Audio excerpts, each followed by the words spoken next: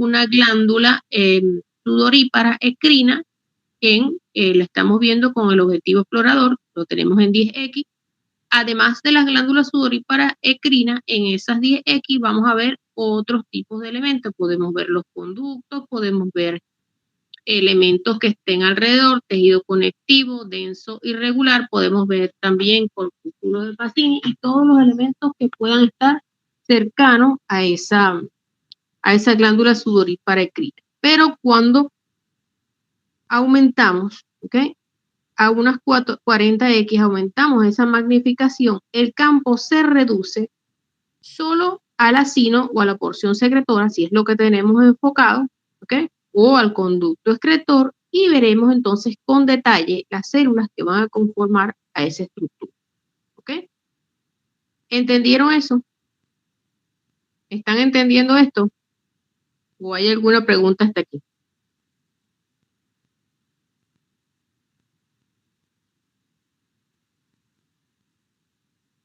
Ok. Asumo que están entendiendo. Cuando hablamos de la profundidad del campo, nosotros tenemos que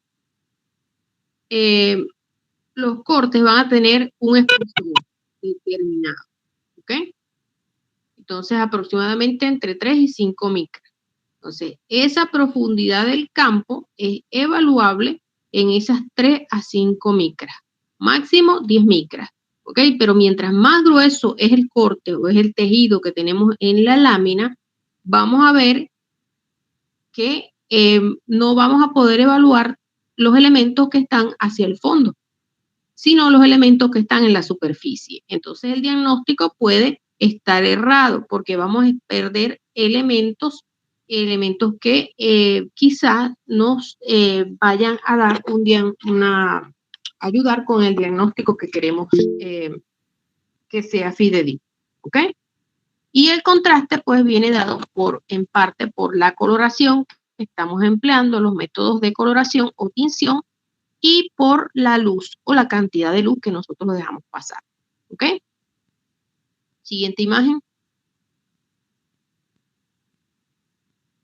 Entonces tenemos acá y la magnificación es el aumento que logra el equipo, ahí lo tenemos, un ejemplo, ¿ok?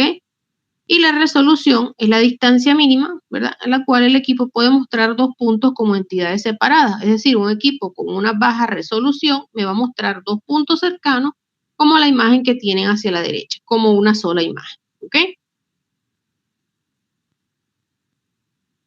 Siguiente imagen. En cuanto a los objetivos, vamos a dividirlos en objetivos de baja potencia, que pueden ser 4X, 10X, objetivos de mediana potencia, 40X, objetivos de alta potencia, que sería el de 100X, ¿ok?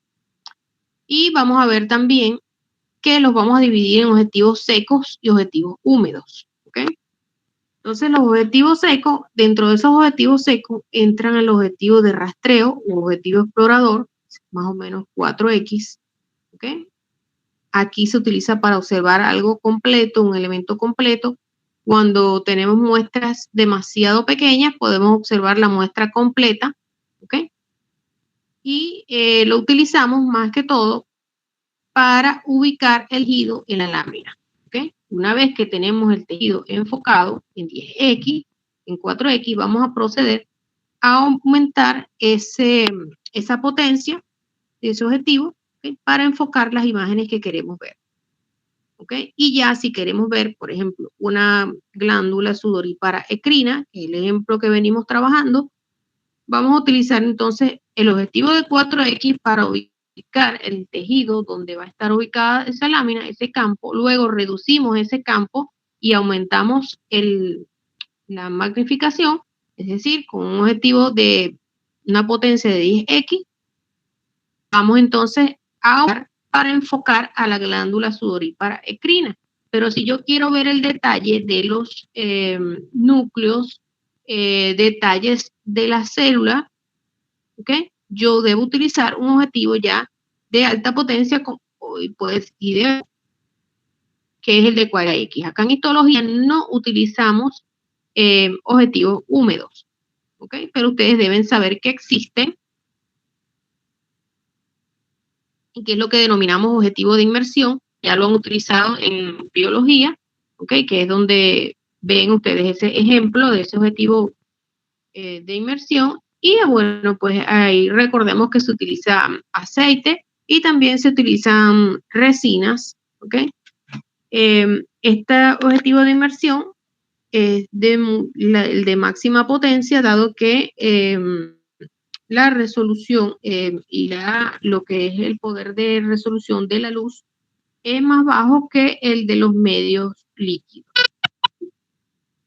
Entonces, de ordinario nosotros utilizamos hasta un objetivo de 40x más en histología, ¿ok? Siempre vamos a utilizar objetivos secos. Nunca utilizamos objetivo de inmersión. Siguiente imagen.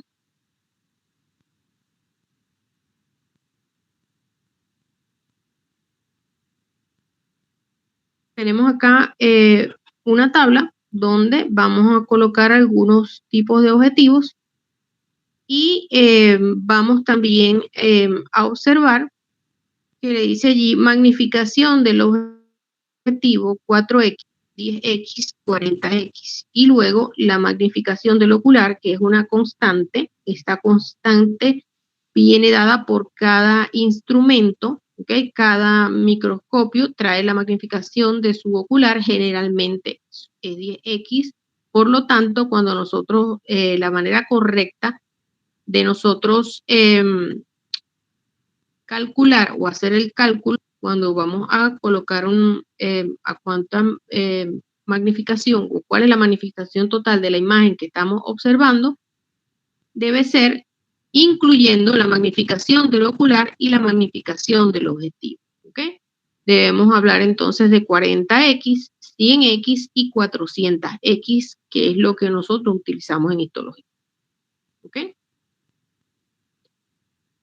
Y ustedes verán por allí que hay imágenes que dicen, por ejemplo, tejido conectivo denso regular, 4x, 10x, 40x, lo ideal o lo correcto es colocar 40x, 10, 100x y 400x, ¿ok? Incluyendo la magnificación del ocular.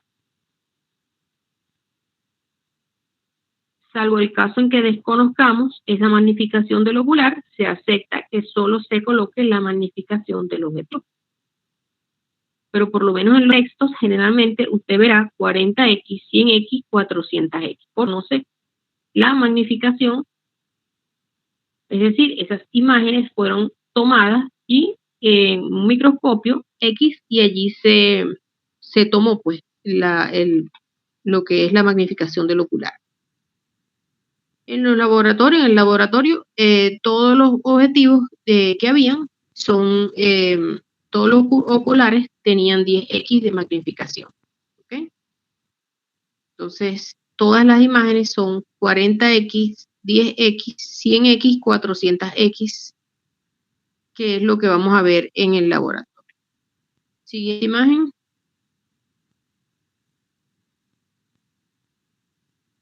Entonces, acá tenemos una tabla para lo que es el ojo humano, el microscopio óptico y el microscopio electrónico. ¿Por qué hablamos acá del microscopio electrónico si no lo vamos a utilizar en histología? En histología hay algunos elementos, cuando yo les digo ultraestructura, son las estructuras que están dentro de la célula, por ejemplo, nucleolo, por ejemplo, ribosoma, por ejemplo, aparato de Golgi, son elementos ultraestructurales que vamos a ver con el microscopio óptico, salvo contados casos donde estos elementos son de gran tamaño y podemos observarlos con el microscopio óptico. Eso, en algunos casos yo voy a decirle que la célula tiene un núcleo basófilo supongamos que está periférico o excéntrico y que tiene un nucleolo. Podemos observar uno o dos nucleolos. Esto quiere decir que son estructuras o elementos de la ultraestructura bastante grandes que podamos observarlo con el microscopio óptico. Entonces, que el ojo humano, ¿okay? Aquí vamos a tener entonces, tiene magnificación, ahí va a producir magnificación, pero tiene una resolución de poder ver dos estructuras separadas a 0,1 milímetro, ¿ok? Un ojo humano en condiciones óptimas. Es decir, una persona que no utilice lentes, una persona que tenga visión 20/20, que es un poco difícil de encontrar ahora con el uso de pantallas desde temprana edad, el uso de luz LED, todos esos van haciendo que vayamos perdiendo capacidad visual. Entonces, ya no, quizás no podamos ver elementos con una resolución de 0,1 milímetro, ¿okay? Pero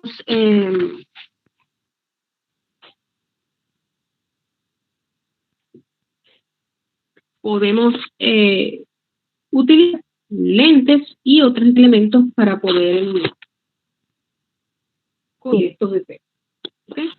En el microscopio óptico vamos a tener una resolución de 200 nanómetros. ¿Okay? Es bastante pequeño lo que podemos observar con el microscopio óptico y tiene una magnificación entre 1000 y 2000 veces. ¿Okay? En el microscopio electrónico nosotros vamos a ver estructuras o elementos de entre 3 a 5 Angstrom y se amplían los elementos en aproximadamente 250.000 veces. ¿Okay? Siguiente imagen.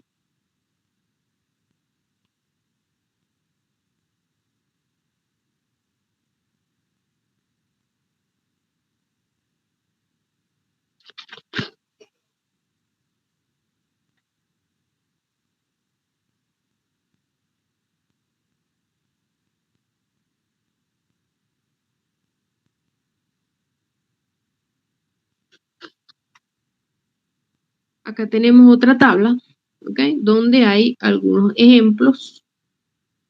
¿Okay? Nosotros entonces, lo puede ver, hay un folículo piloso, dos folículos son juntos, ¿ok? Y puede saber si hay uno o si hay dos.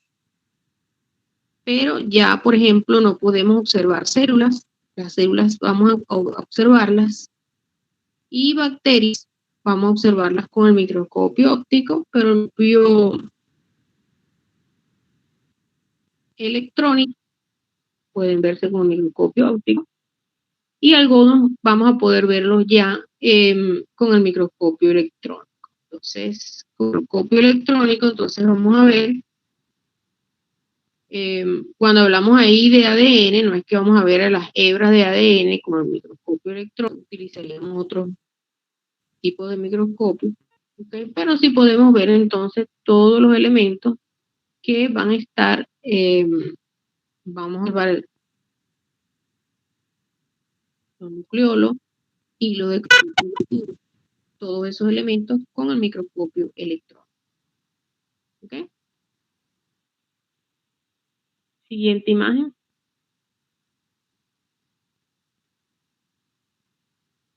Por si todavía no hemos caído en cuenta de lo que podemos observar, aquí tenemos entonces una tabla donde vamos a comparar las medidas. Entonces, el ojo humano puede ver, dijimos, de 0,1 milímetro, que sería 10 a la menos 1, ¿okay? Que serían 100 micrómetros, ¿okay? Y aproximadamente 100 900 nanómetros. En el microscopio óptico, entre 10 a la 4 y 10 a la 2 milímetros, y aproximadamente entre 0,1 y 10 micrómetros, y aproximadamente entre 100 y 1000 nanómetros. ¿Okay? Todo lo demás son elementos que van a observarse en el microscopio electrónico. ¿Okay? Siguiente imagen.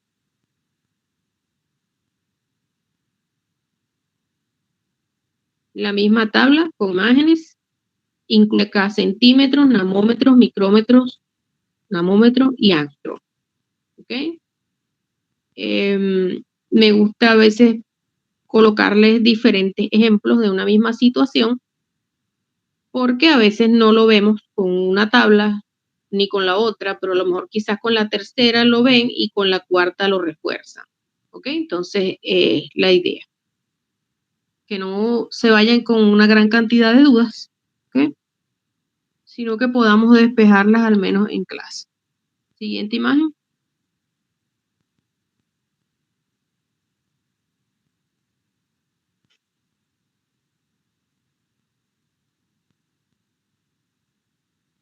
Tenemos allí entonces las medidas corresponden a un portaobjeto, una lámina portaobjeto, que es donde vamos a ubicar la muestra de tejido.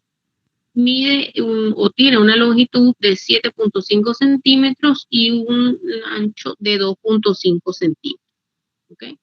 En tanto que el cubreobjeto, generalmente usamos un cubreobjeto en anatomía patológica u otra lámina portaobjeto para cubrir el tejido, pero generalmente si lo hacemos con un cubreobjeto son 2,5 centímetros, una estructura que tiene 2,5 centímetros de cada lado. Siguiente imagen.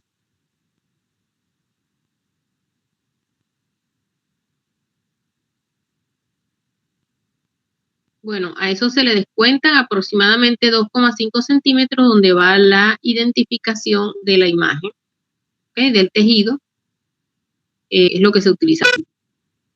Quedarían aproximadamente 5 o 6 centímetros, dependiendo del espacio que se utilice para la identificación. Esto incluye el tejido. Allí tenemos entonces una progresión de los núcleos ópticos. Allí tenemos, primeramente observamos con un objetivo explorador 10X, ¿okay? Tenemos allí 10X y vemos que el campo incluye una gran cantidad de elementos. En este caso estamos incluyendo lo que es. Y luego tendríamos un tejido conectivo. Cuando veamos la clase de epitelio y tejido conectivo, pues vamos a estar un poco más claros. El epitelio en este caso sería la parte morada. Les acepto lo de morado hasta ahorita, hasta que veamos la clase de técnicas histológicas. Eso lo vamos a denominar ese tejido basófilo que está en la parte superior de la lámina. Va a corresponder a un epitelio, ¿ok? Y allí podemos ver un tipo de que hay un epitelio, porque hay unas células epiteliales, luego hay un tejido conectivo, que todo epitelio descansa sobre un tejido conectivo. Y vamos a ver entonces allí, ¿verdad?, que hay esos tejidos. Luego, cuando hacemos el aumento, podemos empezar a ver detalles de esas células epiteliales con el objetivo de gran aumento, o sea, ya de 40X. Vamos a ver entonces que hay, podemos ver los núcleos, podemos ver nucleolos, ¿okay? Podemos ver la morfología de la célula, aun cuando con el de 20X y un ojo picado podemos hacer un diagnóstico ya del tipo de epitelio, ¿okay? Pero para ustedes, en esta primera parte de histología, me gusta utilizar imágenes, ¿okay?, de 40X o entre 20 y 40X, para que puedan ver el detalle de las células y puedan decirme con propiedad qué tipo de epitelios están bien, ¿okay? No me gustan las en histología, porque la idea no es que se aprendan las cosas.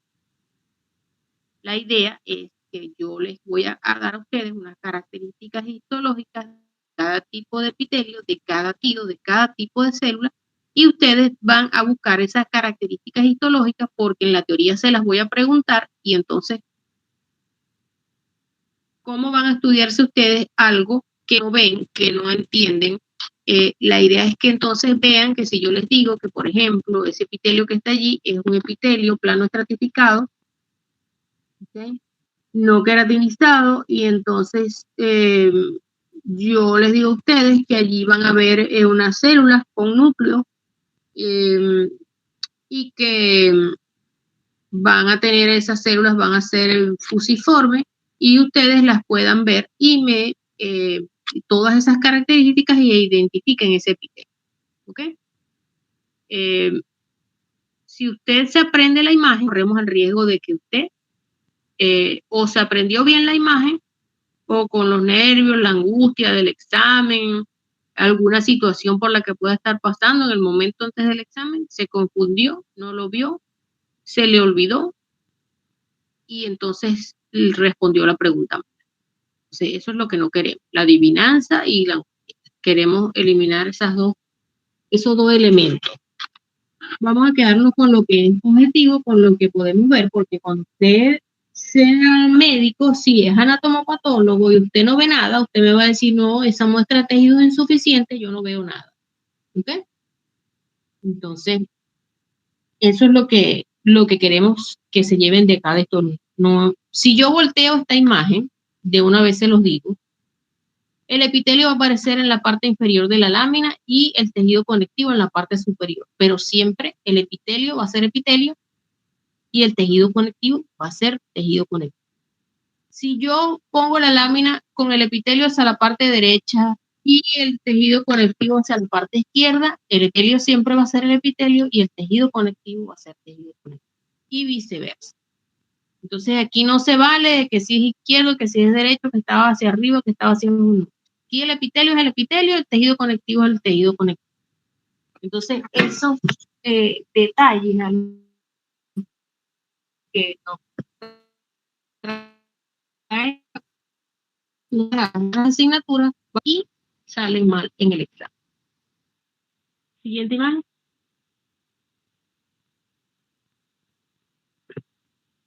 Entonces, si nosotros queremos hacer un corte histológico, ¿verdad? De una porción de un elemento, de un órgano de nuestra economía humana, nosotros vamos entonces a tomar como ejemplo esto que tenemos acá, que sería, por ejemplo, tenemos entonces una laringe. Si yo quiero colocar esa laringe en una lámina completa, yo no voy a poder. Entonces, en esta lámina yo voy a colocar segmentos de la laringe, ¿verdad? Según lo que vimos en el video. ¿Okay? Ustedes todos vieron el video, los videos. Bueno, supongo que sí. Entonces son segmentos en los que macroscópicamente, es decir, sin utilizar el microscopio óptico, el anatomopatólogo evalúa y observa que hay elementos que requieren de un estudio histológico. ¿Okay? Entonces, esas áreas de tejido en las que el anatomopatólogo evalúa. Obviamente, mide la laringe, ve la laringe, pero no podemos 60 o 100 cortes de la laringe, porque ¿cuánto le va a costar ese estudio al paciente? Entonces, ustedes vieron que es un procedimiento que es largo, que es costoso, procedimiento donde no hay emergencia, ¿ok? No hay una citología que se evalúe de ahorita para allá, porque eso lleva también un proceso de tinción, proceso de aproximadamente 72 horas, ¿ok? En el caso de la citología, es mucho más largo el procedimiento. Entonces, no hay procedimientos de emergencia en anatomía patológica. ¿Por qué? Porque yo no puedo cortar algo y colorearlo que no está bien fijado. Está bien fijado. Ya vamos a hablar de eso. Entonces, todos estos elementos se veían macroscópicamente, es decir, cuando hablamos de algo que es macroscópico, cuando nosotros utilizamos nuestros ojos, el único instrumento es son nuestros ojos, y vamos a utilizar entonces, vamos a medir esa pieza, vamos a tallarla, es decir, vamos a pesarla, a medirla, vamos a observar cómo es morfológicamente, si coincide con la anatomía normal, ¿ok? si no hay nódulos, si no hay osidades o alguna otra alteración en esa estructura que admite evaluación histológica. Si ustedes han tenido la oportunidad de ver un diagnóstico de anatomía patológica, ustedes verán que les dice estudio macroscópico. Y ahí le describen la pieza o el tejido que se va o que se remitió. Luego le dice, se incluyen para tejido histológico tantos fragmentos de tanto por tanto, y allí es donde eso es lo que va a quedar incluido en la lámina, ¿ok? No es toda la laringe. Entonces, cuando nosotros vemos elementos donde hay, por ejemplo, laringe, donde hay, o por ejemplo, donde hay tráquea, donde hay esófago, yo debo ver, si bien son elementos que son, están contiguos, para yo incluir esos elementos, o es un elemento fetal o embriológico, ¿ok? De una pieza embriológica o fetal, es muy pequeña, y puedo incluirlo en la lámina, pero aún así deben conservar cada una de esas estructuras su pared propia, ¿ok? Porque esos elementos están cerca, pero no comparten pared, ¿ok? Siguiente imagen. Bueno, en la imagen de la derecha es lo que tienen allí las láminas, que son las que vamos a observar, más o menos láminas similares que vamos a observar en anatomía patológica. Para la práctica voy a conseguirles un estudio de anatomía patológica, de cómo se presenta, ¿ok? Cómo se describe, para que ustedes tengan idea de a lo que se refiere en el informe de anatomía patológica. Le describe macroscópicamente, estudio macroscópico, estudio histológico, para que sepan a qué se refiere, ¿ok? Porque muchas veces los que se van a enfrentar con el paciente, cuando el paciente les llega con el estudio, son ustedes, los residentes y los internos, ¿ok?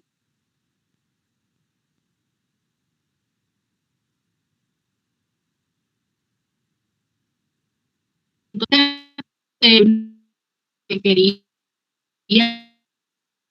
parte de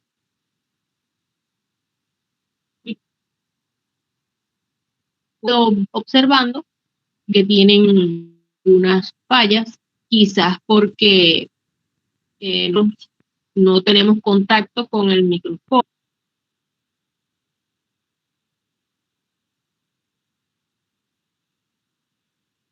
Y entonces,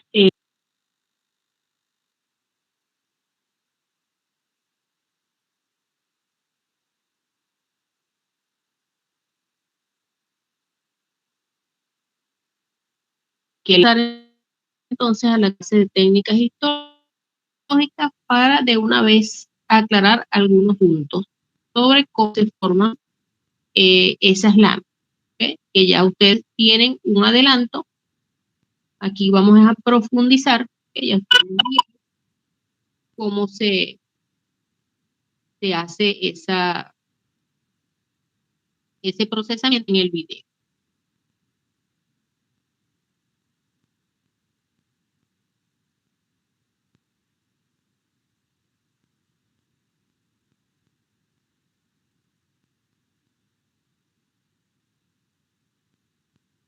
En la cantidad de secciones que se hacen o de cortes que se hacen a una muestra grande depende de lo que el anatomopatólogo evalúe, ¿ok? Es decir, si él ve que hay un tejido anormal en varias partes,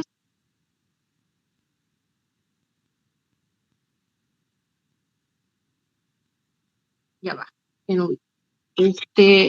Si hay tejido patológico en varias áreas, entonces se tomará muestra de cada una de esas áreas, ¿ok? Los videos, unos videos que yo le envié al delegado que lo viera, es un video donde cómo se forma, cómo se evalúan los tejidos, cómo se forman estas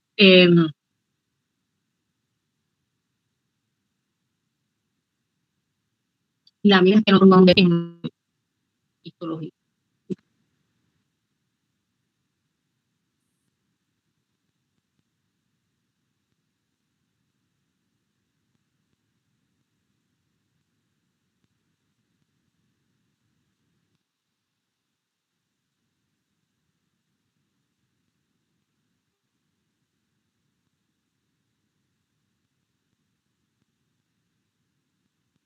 Ok, vamos a hablar entonces de las técnicas histológicas. Cuando hablamos de las técnicas histológicas, son un conjunto, ¿verdad?, de procedimientos que debemos hacer en forma secuencial y organizada para nosotros preparar esos tejidos para su posterior estudio histológico, evaluarlo a través de un microscopio. ¿Okay? Siguiente imagen. Cuando hablamos de células y de tejidos, nos referimos a las células, cuando nos referimos a lo que es la parte de histología, la histología va a ser el estudio de las células y tejidos. Cuando hablamos de tejidos, son un conjunto de células que van a tener una morfología similar y una función. Cada una de esas células va a tener una función similar. Ellas pueden estar diferenciadas, ¿okay?, pero van a estar ordenadas de manera regular, ¿okay?, y van a cumplir esa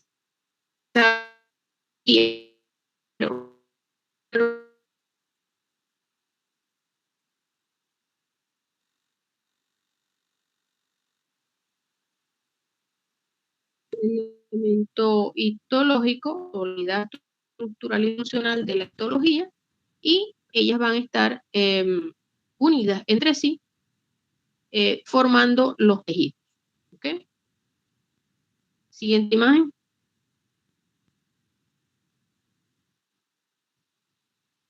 En histología, y sobre todo en la parte de anatomía patológica, tenemos unas ramas auxiliares. ¿Ok? Esas ramas auxiliares van a ser la citoquímica y la inmunohistoquímica. La inmunohistoquímica va a utilizar marcadores fluorescentes para evaluar reacciones enzimáticas específicas. ¿Ok? Y en cambio que la citoquímica va a ser la identificación y localización de una proteína o de un elemento específico de esa célula a través también de marcadores fluorescentes. ¿Ok? Entonces, actualmente, ¿por qué les hago mención de esto? Porque actualmente casi todos los estudios histológicos, por no decir todos, deberían ser evaluados desde el punto de vista de la inmunohistoquímica. En muchos casos, esta evaluación va a traer como consecuencia que tengamos un diagnóstico adecuado, va a tener como consecuencia que el manejo del paciente se haga de la mejor forma, pacientes con neoplasia, sea de manera adecuada para que ellos tengan una mejor calidad de vida y una sobrevida bastante importante. Entonces, de este diagnóstico de inmunohistoquímica, que anteriormente era algo excepcional, actualmente es algo que debe hacerse de manera regular y es para esto, pues, para que el paciente pueda tener una mejor calidad de vida y una sobrevida. Generalmente cuando no hacemos el diagnóstico adecuado o cuando nos quedamos solamente o pensamos que el paciente no debe incurrir en estos gastos, por así decirlo, ¿cómo llamarlo gastos? En estas inversiones, esto debe indicarse, o todos los estudios deben ser indicados, independientemente de que usted crea que el paciente no lo va a realizar o no. Usted no sabe si el paciente va y pide ayuda, alguien lo ayuda y le hacen todos los estudios. Y en muchos casos, la sobrevida del paciente va a depender de este estudio. Porque si no tenemos un diagnóstico adecuado, pues no podemos hacer un tratamiento adecuado. Entonces, generalmente a veces la diferencia entre un diagnóstico y otro es la vida del paciente. Entonces, pendientes con esto. En los casos en que toque solicitar la inmunohistoquímica, solicítela. Ya si el paciente no desea hacerla, no desea hacer el procedimiento, ya es otra cosa, pero usted lo solicita y le explica por qué. Porque muchas veces, no, vaya y haga tal cosa, y el paciente no sabe, el paciente no está al cabo de saber por qué debe hacerlo. Pero si usted le explica, quizás el paciente busque las maneras y se preocupe y lo haga.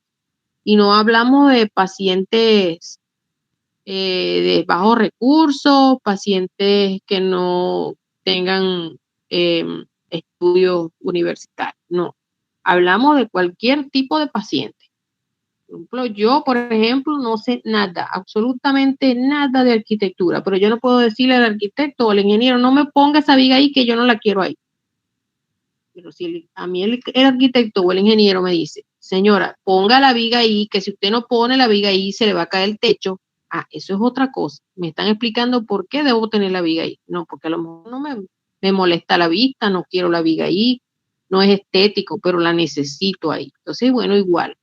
El médico debe explicarle al paciente por qué debe hacerse los estudios. Ese es el trabajo de educación que debemos hacer.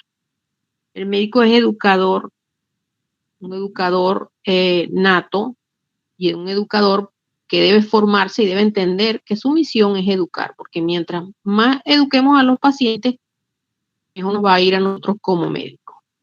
Siguiente imagen.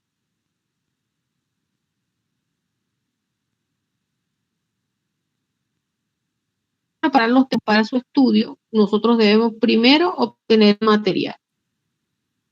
Hacer una pieza, pues, podemos extraer todo el tejido neoplásico o toda la alteración, o en caso de las biopsias, unas biopsias excisionales, porque vamos a sacar todo, ¿okay? Y si obtenemos una muestra pequeña de material, será una biopsia incisional, ¿okay? Entonces vamos a tener una muestra. Primero debemos obtener la muestra, ¿okay? Luego vamos a fijar esa muestra, luego la vamos a deshidratar y la vamos a aclarar y la vamos a incluir en un tejido para conservarla, ¿ok? Posteriormente vamos a hacer un corte, varios cortes de ese tejido, según lo necesitemos para hacer el diagnóstico. Luego vamos a montarlo, a rehidratarlo y a teñirlo, ¿ok? Entonces, esto debe hacerse en esa serie o en ese orden, porque si yo, por ejemplo, obtengo el material, lo deshidrato, lo aclaro, después quiero fijarlo o que lo vengo y lo corto, no me va a funcionar. Eso debe hacerse en estas etapas, ¿okay? En esta secuencia. Entonces ya vamos a hablar de cada una de ellas. Siguiente imagen.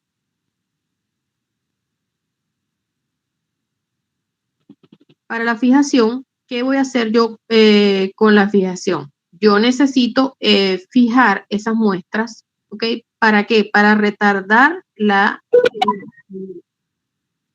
alteración de ese tejido. Cuando yo extraigo un tejido del organismo humano, el tejido va a morir. Es decir, van a haber una serie de reacciones enzimáticas y esas células se van a dañar. Entonces, el diagnóstico no va a ser adecuado. ¿Ok?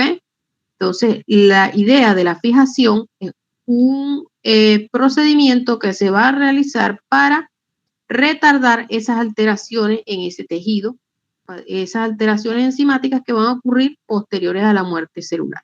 ¿Ok? Entonces, es un proceso de fijación que debe hacerse de manera inmediata. ¿Ok? La fijación, una vez que yo extraigo el tejido, debo tener el medio donde yo voy a fijar a la mano para introducir ese tejido. Porque si no, va a empezar inmediatamente que yo extraigo ese tejido del organismo, eso va a comenzar su proceso de degeneración celular. ¿Ok? Entonces, el proceso de fijación va a un proceso que va a durar entre 6 y 24 horas. ¿Ok?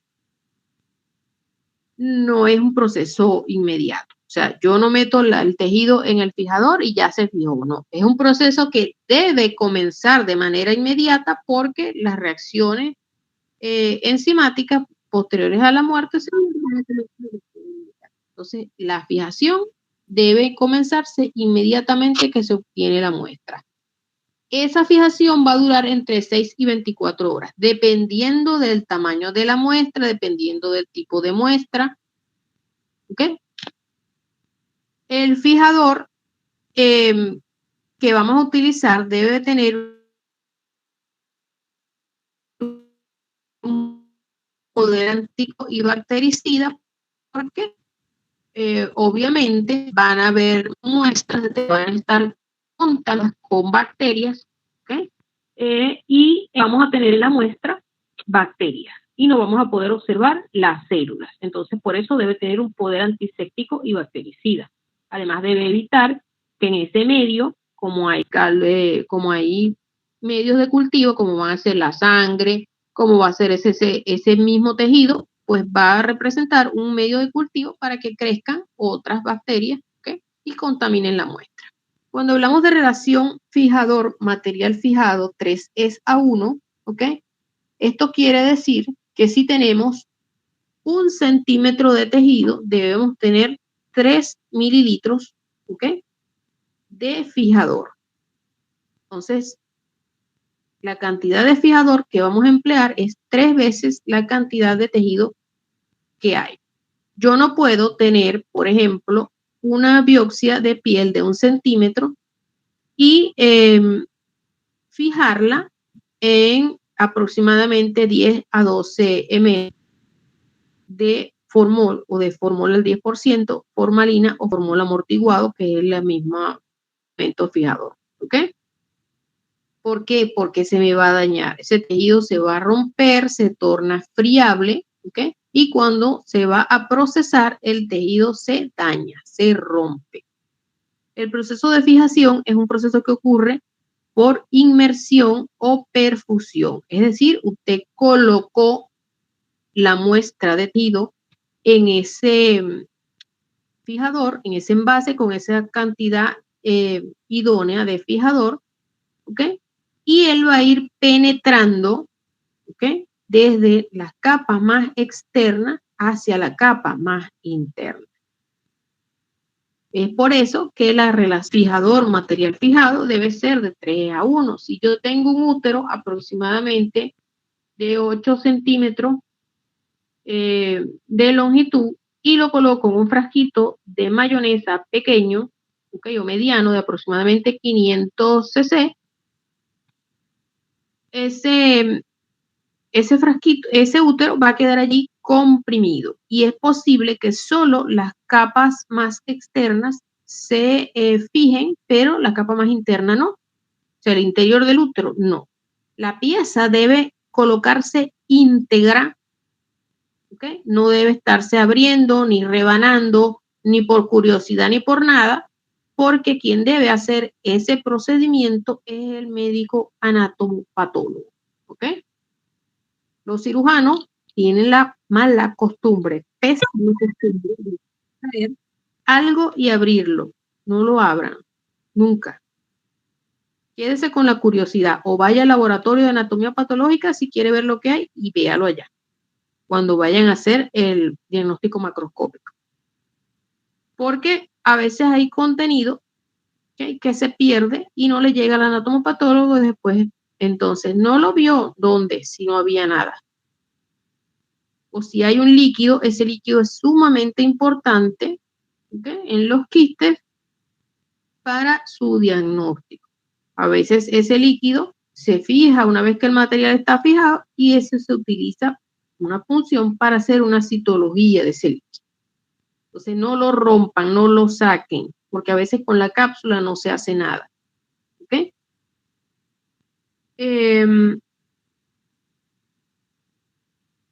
Lo otro que pasa cuando colocamos un tejido de gran tamaño en poco material, en poco fijador, en poca cantidad de fijador, es que, por ejemplo, si colocamos en el caso del útero un en un frasquito de mayonesa de 500 ml, va a adoptar, o si por ejemplo es más grande, supongamos que generalmente no sacan un útero de 8 centímetros, de 7 a 8 centímetros, que es lo normal, sino mucho más grande. Lo comprimen y entonces el útero no se puede sacar. Hay que romper el frasco, ¿okay? Aparte de que no va a fijarse de manera completa, generalmente cuando este procedimiento, cuando este envase llega a anatomía patológica, ya tiene por lo menos 4 o 5 días, ya ha adquirido cierta dureza, ¿ok? Las áreas externas están fijadas, pero no se puede cortar porque el material no está fijado en su interior.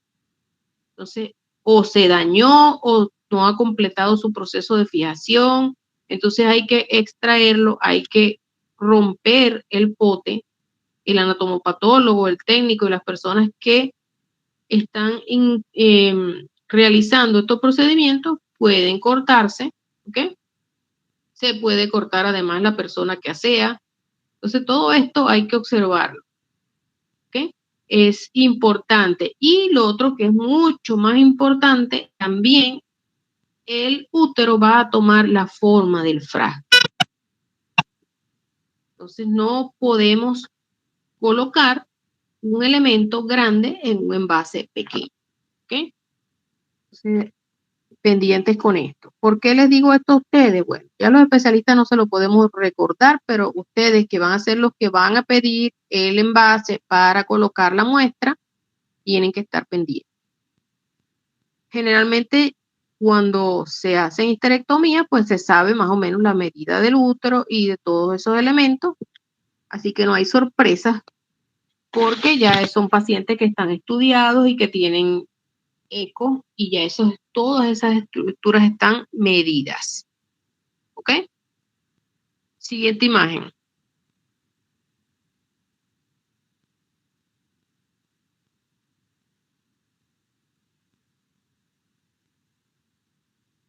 Los fijadores. Entonces, de acuerdo a lo que hemos venido hablando, los fijadores deben tener unas propiedades, ¿ok? Como son el que ese fijador debe actuar con rapidez. Debe tener un alto poder de penetración y no penetrar las capas más externas porque entonces se daña la parte interna. Además, debe conservar en lo posible todos los detalles de las estructuras, ¿okay?, que tiene esa célula cuando estaba en vivo, ¿okay?, o por lo menos conservar la mayor cantidad de detalles. Debe permitir el empleo de los colorantes, ¿okay? Es decir, si yo quiero colorear grasa o elementos con grasa, yo no puedo utilizar formol para fijar, porque aunado a todos los alcoholes que voy a tener para deshidratar y el silol que voy a utilizar para aclarar, me van a eliminar la grasa. Entonces no debo utilizar un fijador de acuerdo a los elementos que yo quiero fijar. De ordinario se utiliza formol al 10%, formalina, ¿ok? O formol amortiguado. Porque es el que más comúnmente utilizamos, porque es el que fija de manera más rápida, tiene un alto poder bactericida, además conserva la mayor cantidad de estructuras en esos tejidos. Ajá. El formol no lo van a utilizar para fijar grasa, ¿ok? Cuando usted tiene, por ejemplo, un hígado graso, quiere una biopsia con hígado graso, usted quiere que le evalúe, quiere certificar que ese hígado está graso, pues no debe utilizar formol, porque al utilizar el formol para fijar, esa grasa se va a ir disolviendo. Y posteriormente vamos a utilizar alcoholes en varios grados, vamos a utilizar silol, que también es un alcohol. Entonces ya por lo menos vamos a utilizar entre 5 y 6 alcoholes, que dependiendo de cuántos alcoholes utilizamos para deshidratar, eso es particular de cada laboratorio, pero se utilizan por lo menos 3. Ya tendríamos aproximadamente como mínimo 5 alcoholes para que van a ir quitando esa grasa. Entonces cuando se coloree, que no la vamos a colorear con hematocilina y eosina, sino un colorante para grasa, no va a aparecer nada en la biopsia. ¿Okay? Entonces no es que no había grasa, sino que se fijó mal y se coloreó mal. Entonces el diagnóstico no se hace. ¿Ok? Entonces yo no debo utilizar, por ejemplo, elementos, como lo dice allí, que impidan la desaparición de elementos durante la fijación o después de ella, que es lo que está pasando en el caso de la grasa. Ya para nosotros, si yo quiero que usted me diga que eso es un hígado graso, yo debo utilizar un fijador para grasa, porque yo supongo que ahí hay grasa, entonces debo utilizar un fijador para grasa y decir, esto yo sospecho que es un hígado graso, está fijado en tetradóxido de osmio para que el anatomopatólogo haga la coloración para grasa. ¿Okay? Es como cuando usted desea que le hagan una evaluación, un examen de heces, un directo de heces para ver si hay sangre oculta en heces. Usted debe decir que quiere un examen de sangre oculta en heces, ¿ok? No un examen directo de heces, porque es posible que le aparezca, pero normalmente no hacen ese procedimiento. Entonces, ¿por qué? Porque utilizan otro reactivo diferente. Entonces, hay que especificar qué es lo que se quiere de la muestra. Entonces, si yo utilizo, por ejemplo, elementos, mucho formol, supongamos, utilizo para una biopsia de aproximadamente una muestra de piel de aproximadamente 2 centímetros, utilizo 15 o 20 centímetros, mililitros de formol, eso me va a causar que el tejido se va a volver friable y se van a producir una serie de pigmentos en la superficie, ¿okay? Que vamos a llamar pigmentos fenólicos. Hay una lámina, cuando veamos tejido conectivo, donde hay esas estructuras, ¿okay? Esas son estructuras artificiales, no son del tejido, son propias del fijador, pero en muchos casos se tiende a confundir con elementos celulares, ¿ok? Y obviamente pues no debemos retraer excesivamente los tejidos porque se vuelven friables o quebradizos, se rompen, no vamos a tener entonces un diagnóstico adecuado si el tejido está roto, ¿ok? Siguiente imagen.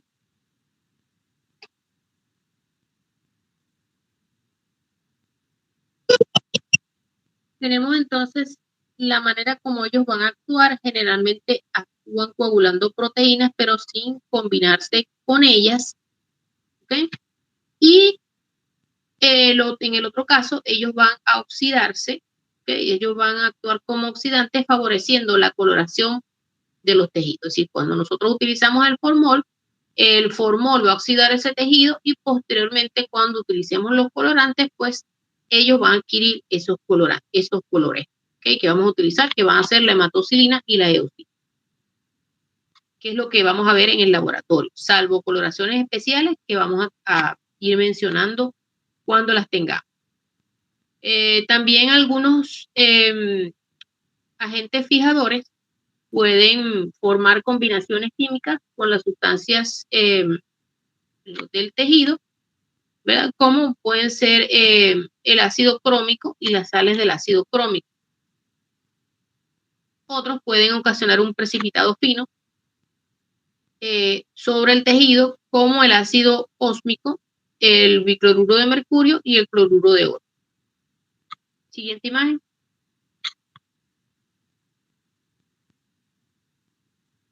Los fijadores líquidos, ¿ok?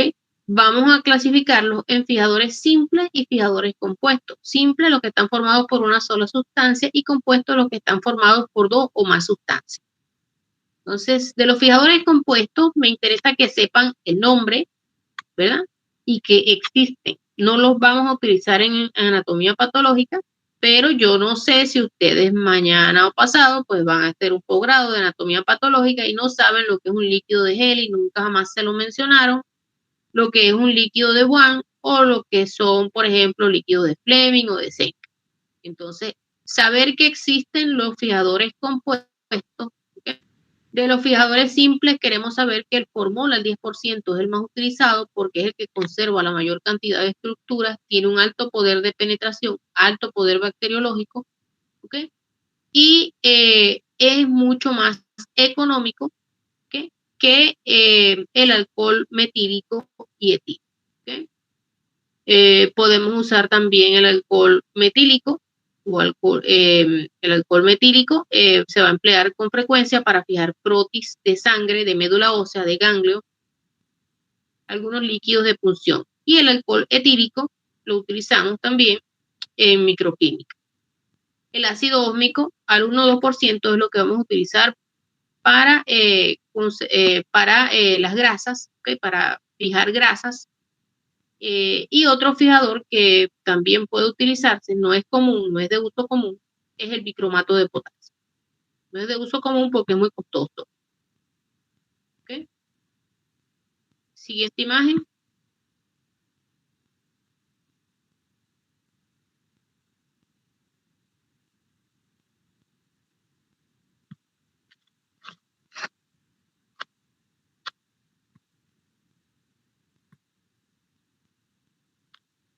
Entonces, bueno, como les decía, ¿qué fijador utilizo? Depende de lo que usted quiera fijar.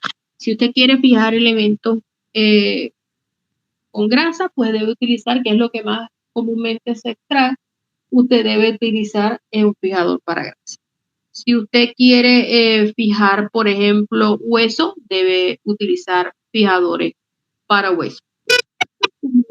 Esos fijadores para hueso, ¿okay?, no están a disponibilidad por lo costoso, no están disponibles comúnmente. Entonces, se fija el material en formol al 10%, verificar que el formol esté al 10%, porque si el formol está puro, entonces va a dañar la pieza y entonces se va a volver friable, ¿ok? Entonces, cuando nosotros fijamos piezas, debemos verificar que ese formol esté diluido al 10%. Y si es, por ejemplo, hueso que se va a fijar, ese hueso se fija o se envía al laboratorio de anatomía patológica en formol, y en el laboratorio de anatomía patológica lo limpian, lo lavan y lo colocan a fijar, bien sea a descalcificar, que es lo que más comúnmente se hace, o si se necesita que se vaya a realizar inmunohistoquímica, se debe fijar, ¿ok? No se debe lijar ni descalcificar, se debe fijar para colorear. Siguiente imagen. Tenemos entonces que el otro paso que vamos a realizar es la deshidratación, con la finalidad de sacar el agua del tejido, ¿ok? Vamos a sustituirla por el alcohol. Podemos deshidratar con el propílico o con etanol. El problema del etanol es que es una sustancia controlada, entonces la cantidad de papeles y de permisos que se necesitan para encontrar el etanol hacen que sea inviable. ¿Ok? Entonces se deshidrata con alcohol isopropílico con el 50-70%, baños son baños, se dice que son entre 3 y 5, dependiendo del laboratorio, de la pericia del técnico, utilizará entre 3 y 5 alcoholes y va a durar por lo menos 1 hora en cada uno de esos alcoholes. Entonces, en promedio, una vez que la biopsia está fijada entre 6 y 24 horas, en promedio, para cumplir el procesamiento de técnicas histológicas, son aproximadamente 48 horas. Entonces, no es una biopsia para allá. Las biopsias peroperatorias o transoperatorias, y sin embargo, hay que avisar 24 horas con 24 horas de anticipación, o por lo menos en el hospital se estimaba que eran 24 horas de anticipación, para que se pudiera realizar la biopsia peroperatoria. ¿Okay? En algunos laboratorios en privados que lo realizan, quizás se requiera más tiempo, ¿okay?, porque es un procedimiento que necesita que el patólogo esté allí en el sitio para poder realizar el estudio. ¿Okay? No es que se va a recibir la muestra y se queda ahí paseando, no, porque el paciente lo están operando y el patólogo está evaluando la muestra. ¿Okay? Ya les explico cómo se realiza eso. Entonces, la deshidratación, queremos eliminar el agua, sustituirla por alcohol. Generalmente es el alcohol isopropílico, se utilizan entre 3 y 5 alcoholes que van entre el 50%, 70% hasta el 80%. Depende, como le dije, de la pericia del técnico, depende de los alcoholes que utilicen, de la concentración del alcohol. Entonces eso es propio de cada laboratorio, pero se utilizan entre 3 y 5 alcoholes. Siguiente imagen. Cuando hablamos de aclaramiento, no es que vamos a desteñir las células ni nada de eso, sino que el tejido se va a tornar transparente, por eso se llama aclaración o aclaramiento. Vamos a utilizar entonces el silol, que también es un alcohol. Recordemos que el silol es un alcohol, todo lo que termina en ol es un alcohol. El formol es un alcohol, por eso le digo que utilizamos en este proceso entre 3 y 5 alcoholes, aparte del alcohol isopropílico, utilizamos también silol y formol, que son alcoholes. En este caso, el tejido se va a tornar transparente, por eso se denomina aclaramiento. ¿Para qué yo quiero que este tejido se torne transparente? Para que cuando yo lo coloree, esas estructuras que van a estar allí, ¿verdad?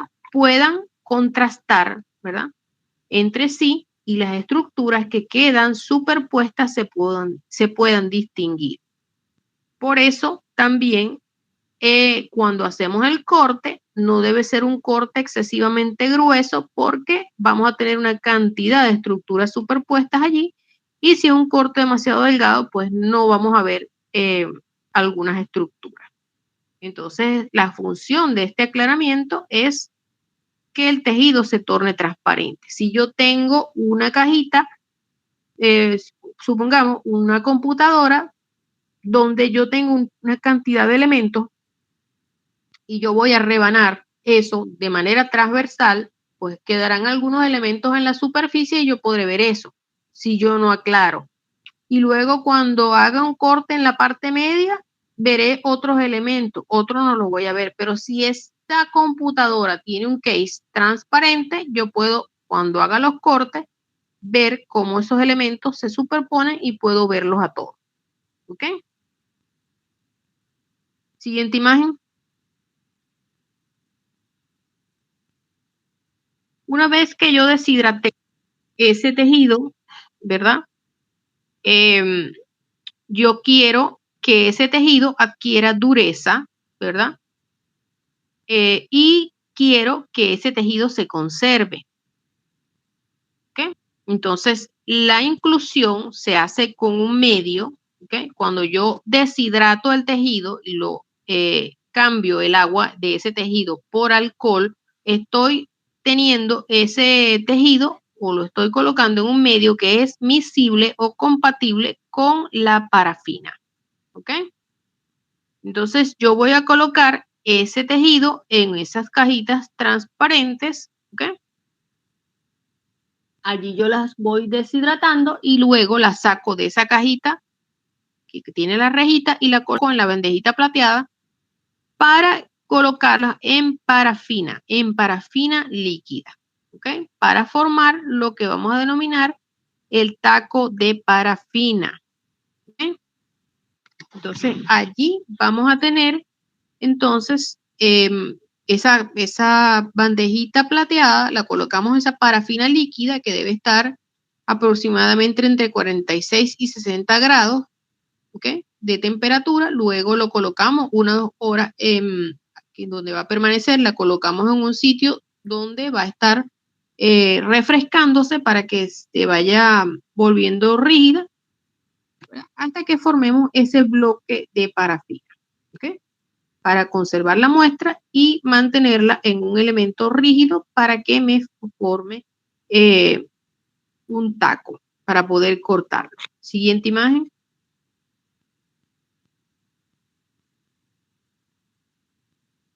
Okay.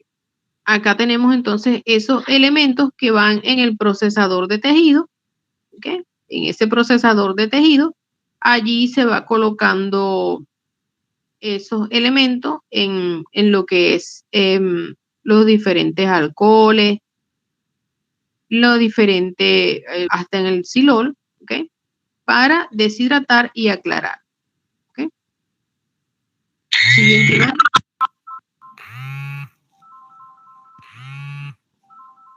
Allí tenemos el bloque de parafina formado.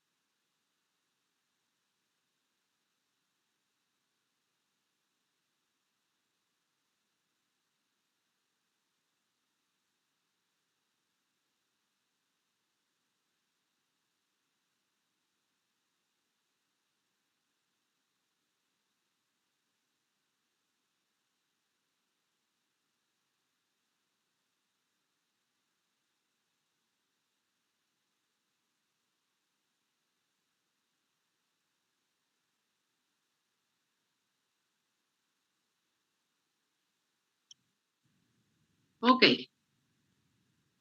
problemas técnicos del internet. Vamos a retomar. Entonces habíamos dicho que incluíamos en parafina, ¿ok? Y formábamos estos bloques. Con estos bloques se le da dureza al tejido que se incluye para el estudio, es decir, si tenemos, por ejemplo, un colon, no vamos a estudiar todo el colon, sino los segmentos donde existan, ¿verdad? Algunas alteraciones macroscópicas que el anatomopatólogo considere de interés. Entonces, de ese colon puede que tengamos 5, 7, 8 tacos, ¿ok? Donde haya en cada taco 1 o 2 o 3 fragmentos de tejido. Entonces son una gran cantidad de tacos y de elementos que deben ser estudiados. Y si en cada uno de esos elementos hay entre 100 y 500 campos o áreas susceptibles de estudio, ¿ok? No es fácil hacer el diagnóstico entonces eh, de una colon que se extrajo, ¿ok? Y que se envió al laboratorio de anatomía. Entonces no es rápido, no es para mañana, ni entre 48 horas que quiero la biopsia. No, es cuando el laboratorio haya fijado todo el colon, cuando se haya dado todo el macro de ese tejido, ¿ok? De ese elemento, de ese colon, cuando se haya incluido para estudio histológico y se haya completado todo el procedimiento de técnicas histológicas y se hayan revisado absolutamente todos los campos, porque es posible que usted en un campo no vea nada y tiene que ir revisando todos los otros entre 100 y 500 campos de los 8 o 10 tacos. Entonces es un estudio costoso, por eso es un estudio que toma su tiempo, que no se hace rápido, ¿ok? Y por eso es el alto costo de estos estudios, ¿ok? Entonces un estudio que debe hacerse con paciencia y con dedicación. Siguiente imagen. No solamente en parafina se incluyen los tejidos, ¿ok? La inclusión se realiza también celoidina seca o húmeda, ¿ok? Se utiliza también metacrilato, se utilizan resinas, se utiliza nitrocelulosa, se usan compuestos hidrosolubles como la cera carbólica, la gelatina, compuesto de temperatura óptima o lo que también se denomina OCT. El problema de estos medios de inclusión es que, por ejemplo, las resinas son costosas, llevan aproximadamente algunas 6 o 7 semanas para que estén listos. Algunos de estos, como la celoidina, necesitan, además, para conservarse, alcohol, medio líquido, ¿ok? Entonces no es susceptible de almacenar o para almacenarlo en los laboratorios de anatomía patológica o para entregarle ese taco de parafina al paciente. Cuando ustedes les hagan una biopsia y les entreguen los tacos de parafina, no los boten, porque de ese taco generalmente y de esas láminas se revisan, se sugieren que se hagan nuevos cortes, entonces por disponibilidad de espacio para el almacenamiento en los laboratorios de anatomía patológica, le entregan al paciente todos los tacos, todos los tacos. Si usted bota los tacos, generalmente esa pieza de donde se obtuvieron esos tacos se desechan aproximadamente a los 10 o 12 días. ¿Ok? Ya no hay piezas, ya no hay material. Usted debió conservar, si los botan, si los dañan, entonces se pierde ese material que es necesario para los pacientes con tratamientos o para los pacientes que tienen neoplasia. ¿Ok? Entonces, esos tacos se le debe informar al paciente que debe conservarlo durante el resto de su vida. ¿Ok? Entonces, para eso. A veces son pacientes que tienen cáncer, pacientes que se les aplica radioterapia, quimioterapia.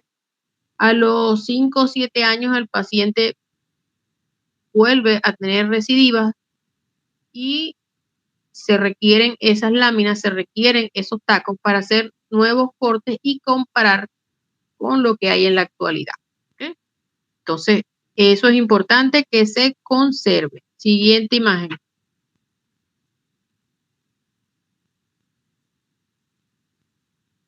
Cuando hablamos de microtomía, no es otra cosa más que pasar ese taco, se denomina microtomo o equipo de corte.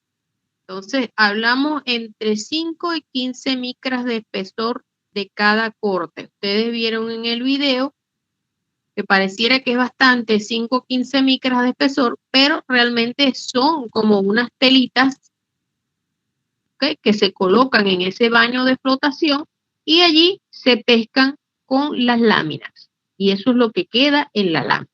¿Ok?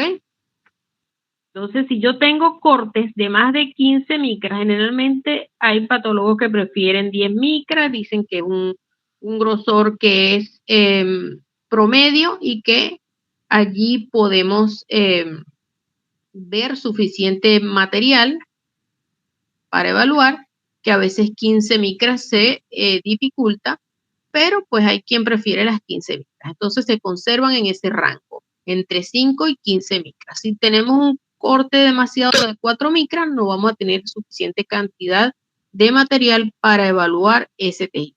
¿Okay?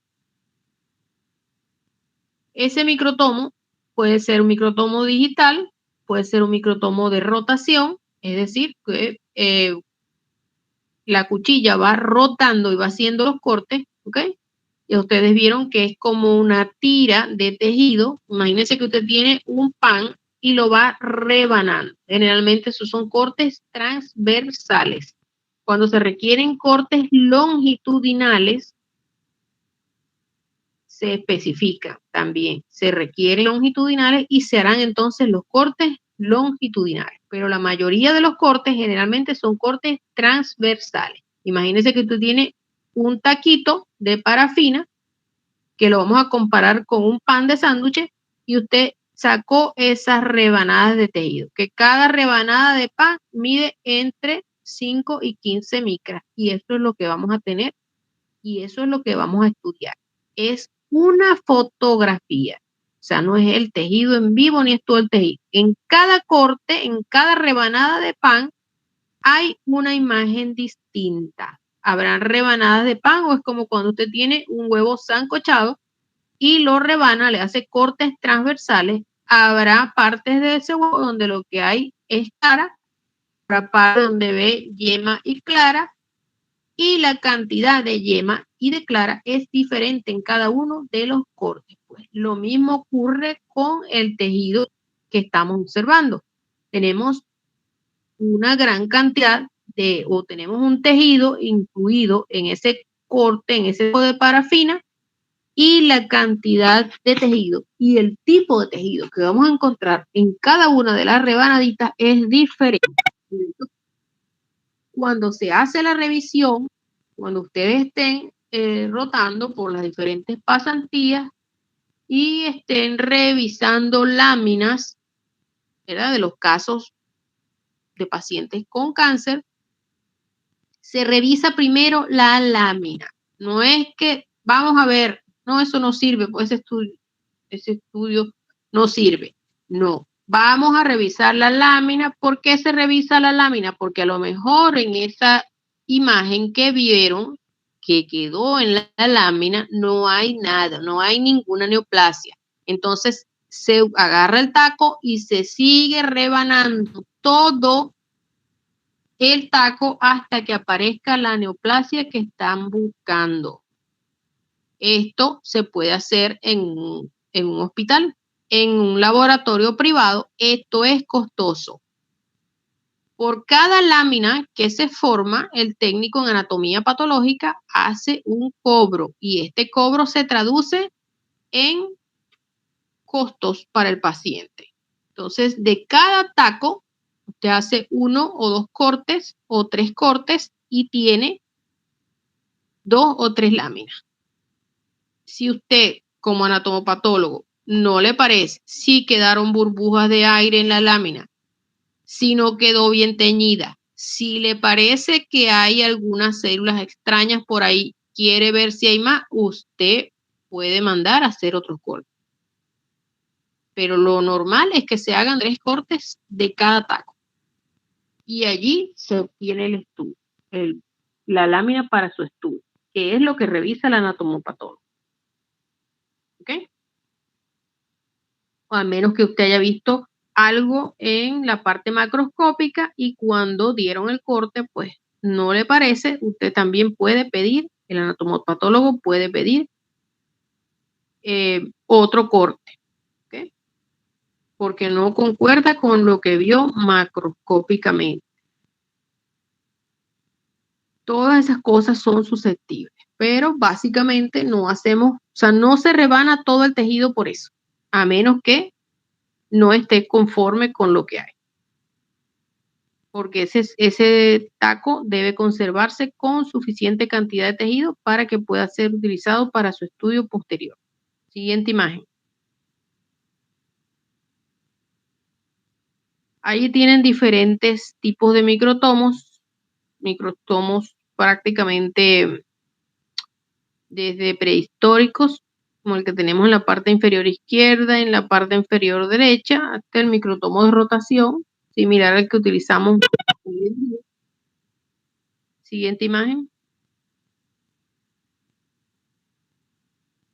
Allí tienen un microtomo de rotación, que es casi el de uso común en casi todos los laboratorios de anatomía patológica, y microtomos digitales en laboratorios avanzados. Siguiente imagen.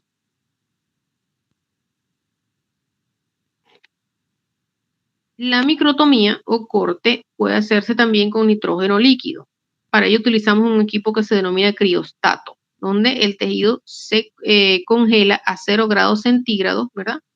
Allí el tejido se coloca en un portaobjeto, se enfría a 0 grados centígrados y se corta con una hojilla de acero que está enfriada con 24 horas de anticipación. Por eso es que debe informarse al laboratorio de anatomía patológica con por lo menos 24 horas de anticipación que se va a necesitar un corte congelado o una biopsia peroperatoria o transoperatoria. Esto se utiliza para seguir protocolos en pacientes sobre todo con neoplasia, ¿verdad? Protocolos de ovario, protocolo de colon, etcétera, donde la cantidad de tejido que se va a extraer depende de lo que se vaya observando en este corte congelado. El anatopatólogo congeló, cortó, coloreó y indica cuando hay áreas libres de neoplasias para que no se siga extrayendo. ¿Okay? Entonces, con la finalidad de conservar la mayor cantidad de tejido y funciones en un paciente y de extraer la mayor cantidad de neoplasias también para mejorar lo que es la calidad de vida y sobrevida del paciente.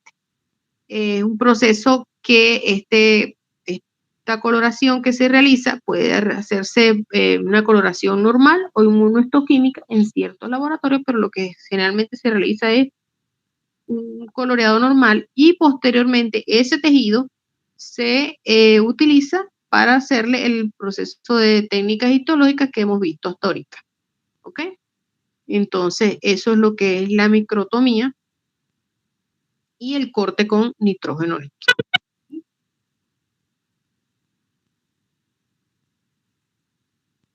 Siguiente imagen.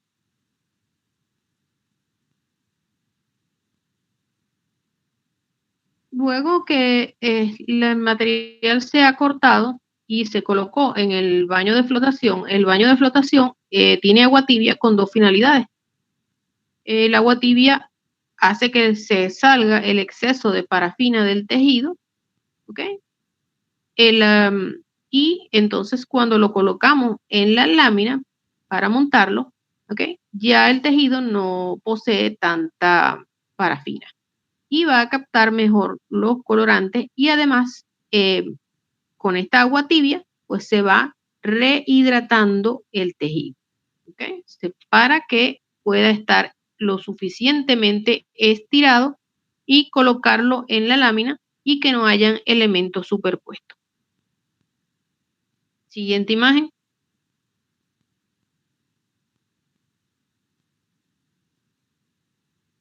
Cuando hablamos de la coloración o la tinción, ¿ok? me gusta más la palabra tinción, porque es como más técnica, se realiza con la finalidad de aumentar el contraste de las estructuras biológicas y los colorantes que se van a utilizar, ¿ok? Los vamos a denominar colorantes ácidos y colorantes básicos. Son los que más comúnmente se utilizan, ¿ok? Esos colorantes ácidos y básicos van a colorear diferentes elementos de la célula y van a hacer que contrasten para que podamos observarlo en un tejido que es transparente. Entonces, es como lo que les expliqué cuando tenemos los elementos en una caja transparente y hacemos cortes transversales o longitudinales, ellos contrastan entre sí y nosotros podemos ver y distinguir todos los elementos. ¿Ok? Podemos utilizar también colorantes o coloraciones especiales o tinciones especiales que se utilizan para distinguir un tipo específico de elemento que nosotros queremos destacar en ese corte. Por ejemplo, utilizamos colorantes especiales para ver el tejido cardiovascular y ver allí los discos intercalares. ¿Ok? Generalmente todos los colorantes que vamos a utilizar van a formar unas sales que van a precipitar en los tejidos y van a formar depósitos de materiales en ellos. Siguiente imagen.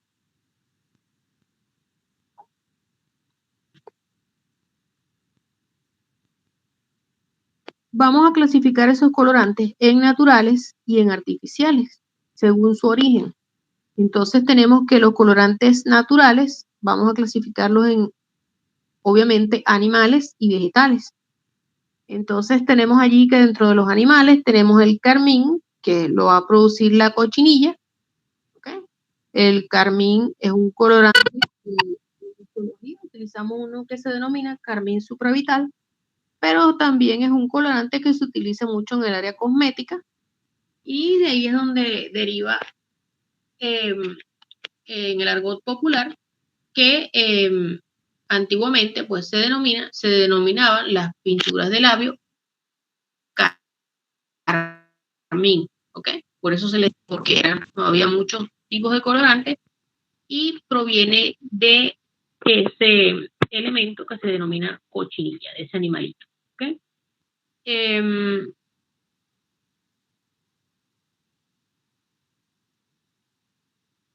Dentro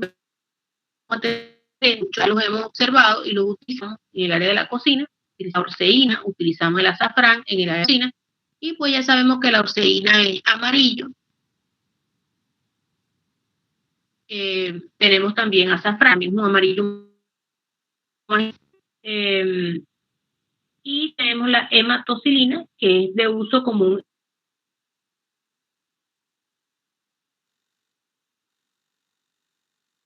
de sintéticos que se van a denominar colorantes de la A. ¿Okay?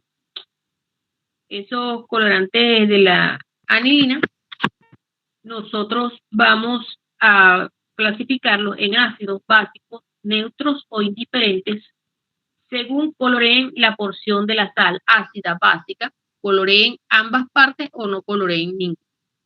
¿Okay? Entonces los colorantes ácidos van a colorear la porción ácida, ¿ok? Y esto va a producir una reacción, como generalmente vamos a utilizar eosina, vamos a clasificarlo eosina o eosinato de sodio y va a decir que produce una reacción eosinófila, ¿ok? Si incluimos otros colorantes ácidos como la fucsina, el orange G, podemos decir que son estructuras. Generalmente van a colorear algunas estructuras del citoplasma. ¿Okay? Los colorantes básicos, ellos van a colorear la base de la sal. Recordamos que la sal tiene una porción básica y una porción ácida, y entonces la porción básica es la que se colorea, ¿okay? Y la porción ácida permanece incolora. Entonces tenemos acá algunos colorantes como el azul de metileno, utilizamos también azures, los colorantes azures, que los vamos a utilizar en lo que es la parte de la sangre, azures con R, sí, azures. Son colorantes con una coloración azul, y van a colorear todas las partes del núcleo, ¿ok? Los colorantes neutros van a colorear tanto la parte ácida como la básica, ¿ok? Y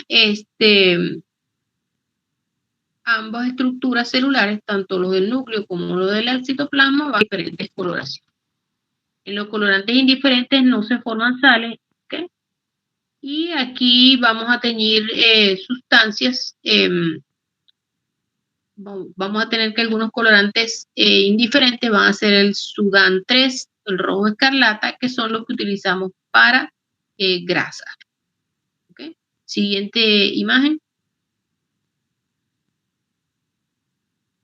Entonces acá tenemos una especie de tabla comparativa donde tenemos que los colorantes ácidos van a tener una carga negativa y van a reaccionar con algunos componentes celulares que van a estar ubicados, ¿okay?, en lo que es el citoplasma, ¿okay?, básicamente. Entonces se dice que esta reacción que producen es una reacción acidófila y los colorantes básicos van a tener una carga negativa, van a reaccionar con algunos elementos nucleares como el ADN, ARN, cromatina, todo eso, y lo van a teñir de color azul o morado.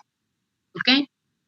Allí tienen todo lo que es basófilo, va a estar coloreado más o menos en esos tonos. Si algo es acidófilo o eosinófilo, es menos eosinófilo o menos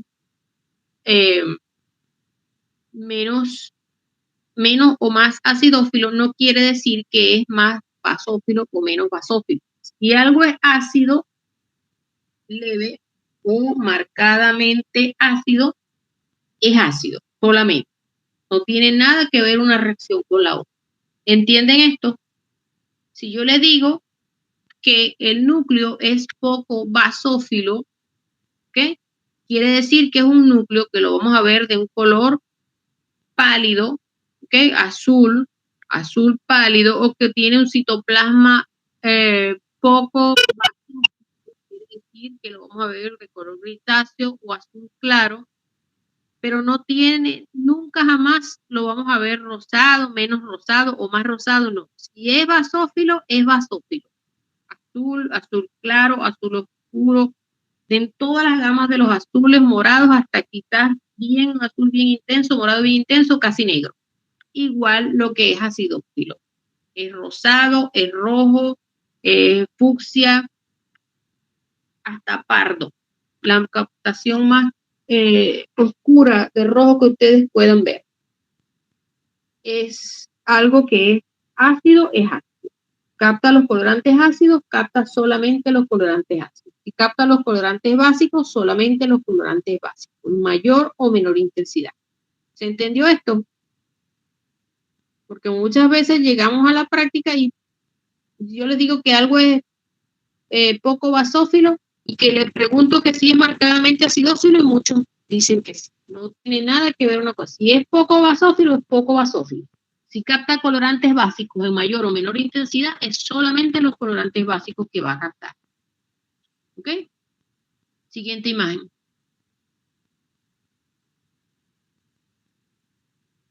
También los colorantes pueden teñir los tejidos del mismo colorante, del mismo color que ellos son, y en este caso serían ortocromáticos, o el tejido puede captar el colorante y teñirse de una manera diferente al colorante que se está empleando, y en ese caso va a ser metacromático.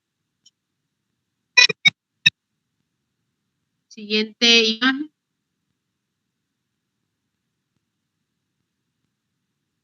Tienen una batería de coloración manual. Es un procedimiento que puede hacerse de manera manual o automatizada, dependiendo de la capacidad del laboratorio. Y Es importante que ustedes lo sepan porque muchos dirán, ay, después de haber visto el video, esto es un área sumamente costosa. Sí, es costosa porque los elementos son costosos, los equipos, em, los colorantes, el material en sí es costoso, ¿ok? Pero también puede hacerse de manera manual, o sea, no hay diferencia, la diferencia la va a hacer que haya un error humano. Y entonces el material quede mal coloreado. Pero básicamente si el procedimiento se hace de manera correcta, no hay diferencia. Siguiente imagen. Entonces allí vuelven a tener una tabla comparativa de lo que tiñe la eosina, de lo que tiñe la hematocilina, y recalcamos acá porque son los colorantes que nosotros vamos a utilizar, ¿ok? Generalmente utilizamos estos dos para contrastar los elementos. Generalmente en todas las coloraciones, aún en las coloraciones especiales, utilizamos dos colorantes para realizar el contraste. Y a nosotros nos interesa sobremanera lo que es la hematocilina y la eosina. Entonces necesito que esta imagen y esto quede claro. Todo lo vamos a ver en colores rosados, rojo, fucsia, azul claro, azul pálido, gris oscuro, ¿ok? Eso es, entonces nosotros estamos en capacidad de ver si una lámina está coloreada con hematocilina y eosina, y de esta manera vamos a aprender a describir las láminas. Cuando tengamos coloraciones especiales, pues le decimos qué tipo de coloración es, y inmediatamente ustedes lo van a notar. Siguiente imagen. Algunas coloraciones especiales, algunas, son las que vamos a señalar acá, las más utilizadas, son la reacción del ácido periódico de Schiff, y como les comenté, son coloraciones o tinciones especiales para realizar o enmarcar algún elemento histológico que queramos estudiar. Entonces, la reacción del ácido periódico de Schiff es una de las más utilizadas, o PAS. Nosotros en histología vamos a ver muchos elementos cuando estemos estudiando, decimos esto es PAS positivo, se colorea con la reacción del ácido periódico de Schiff. Por moléculas de glutano y carbohidratos, y lo vamos a ver de color magenta, ¿ok? También tenemos el tricrómico de Mason, que es una también bastante empleada. Nosotros también tenemos muchas imágenes de texto que emplean ese tricrómico de Mason. Vamos a ver en el tricrómico de Mason tres colores: el azul oscuro, el azul claro y el rojo, cada uno con sus variantes.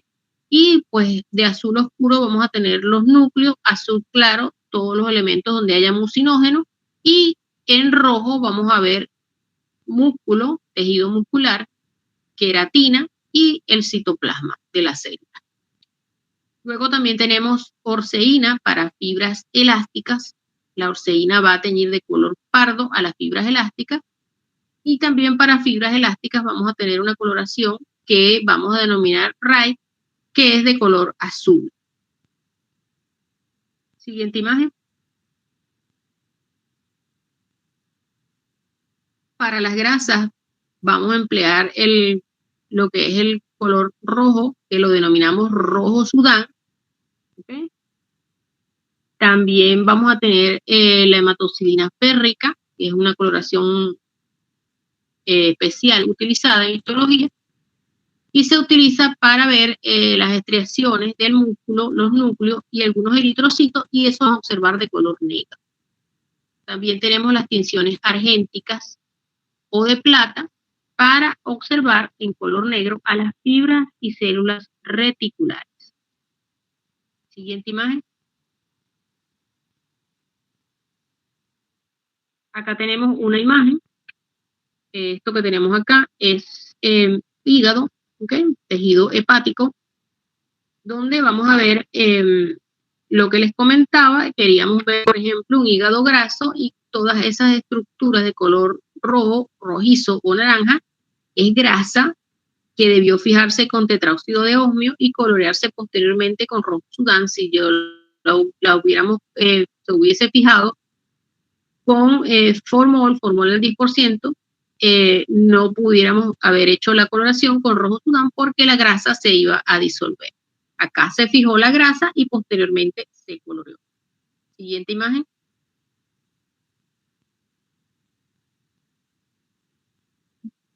Acá tenemos otra imagen donde tenemos, se denomina Gromori Crocot, que tiñe de color oscuro, negro o azul marino, ¿verdad?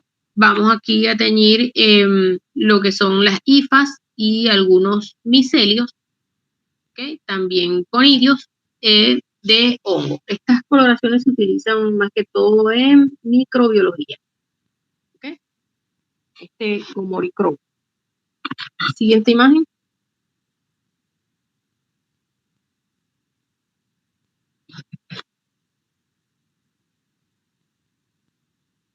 También en microbiología utilizamos Stil-Nielsen, una coloración especial para colorear los bacilos ácidos alcohol resistentes. ¿Okay? Son todas esas estructuras alargadas de color fucsia. ¿Okay? Es coloración de Stil-Nielsen. Siguiente imagen. Aquí tenemos una imagen coloreada con el ácido periódico de Schiff.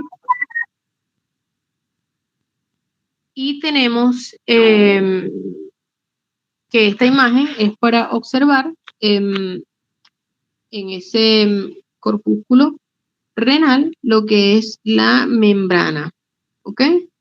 La membrana de ese corpúsculo renal y que no es visible, fácilmente visible con H y la coloreamos con el ácido periódico de Schiff, ¿ok?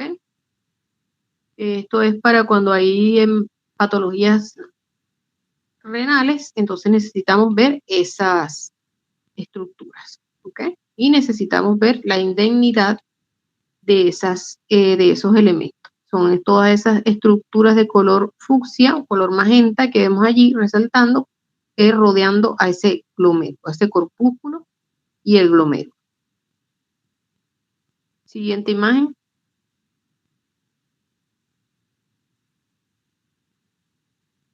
Aquí tenemos un tricrómico de Mason.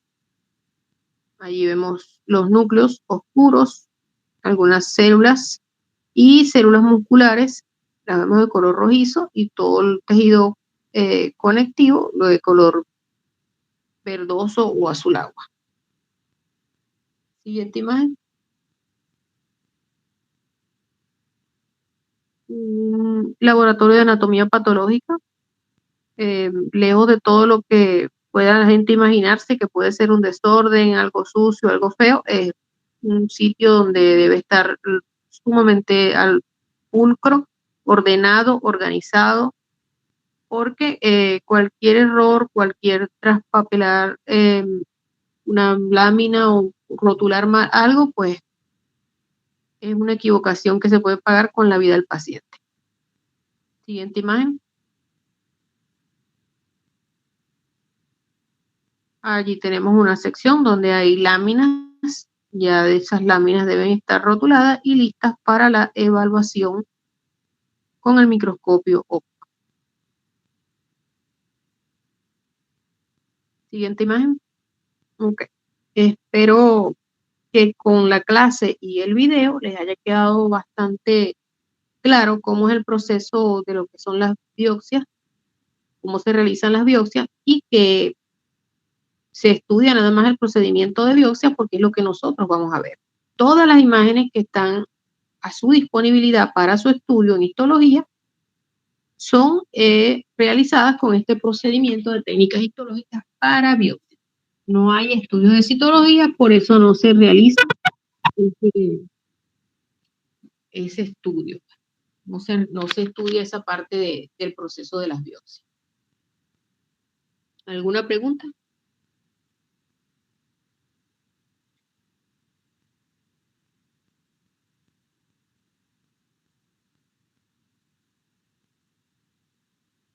¿Alguna pregunta?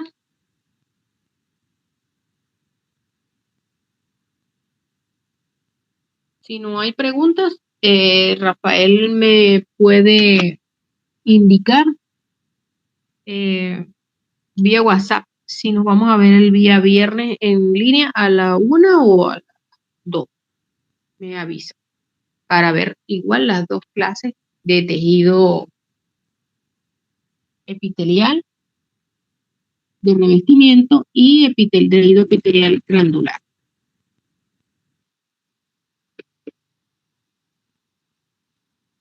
para poder comenzar las prácticas la semana que viene.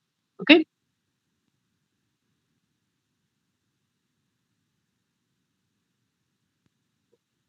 Feliz tarde para todos.